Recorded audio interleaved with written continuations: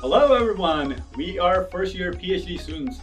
I am Fahim. And I'm Megan. We are PhD students at University of Texas at Arlington. Go Mavs! So we in our class are discussing the Carlo book and comparing it to other commercial textbooks.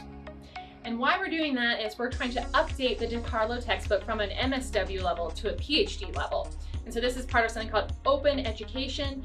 And so we are working together as a class to update the textbook.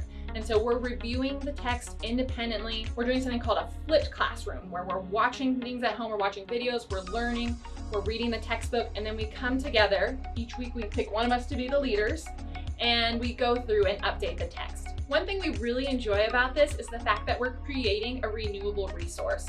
So rather than just writing up a paper that at the end of the semester you throw away and never look at again, instead we're creating something that will be used by future students. And so it feels much more meaningful. It's an awesome opportunity to put our knowledge into practice and to build up our publications and CVs. Being the first year PhD student and a working mom, open educational resources have been just such a great tool for me, being that it's accessible.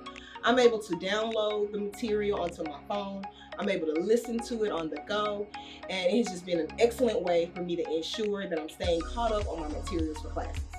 As an international student, money can often be tight, especially when it comes to spending $500 on textbooks every year. Open educational resources has really helped me overcome that barrier, and it also makes classrooms really equitable. And we invite you all, professors, teachers, researchers, scholars, to bring this into your classrooms and discuss it with your students. Because when we graduate, we're going to use this in our classrooms with our students when we teach them. OER is a perfect opportunity to teach and learn and use these resources. It's an honor to be trusted with the ability to impact future scholars.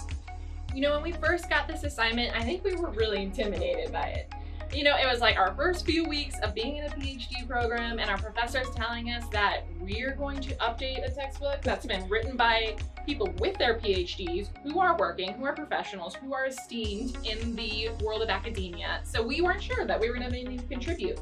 But what we kind of learned through this process is that we do have expertise. We have things we can pull on from our practice experience or from the other classes that we've been taking, or even we can just say, this didn't make sense to me, and as a student, I want to know how can we do this better? And so something that's really cool about the OER process is it gives the power back to the people who are most likely to be impacted. So rather than the power being with the publishers or authors who have been in the field for decades and decades and decades, even though they have valuable expertise, it's kind of cool that this gives the power back to the people who are actually using the text, and to us, the ones who are trying to learn. And so we've learned a lot, we've grown a lot, and I'm going to pass it to Letitia to talk about some other things we've really enjoyed. Absolutely. How Megan shared, we are the experts of our story.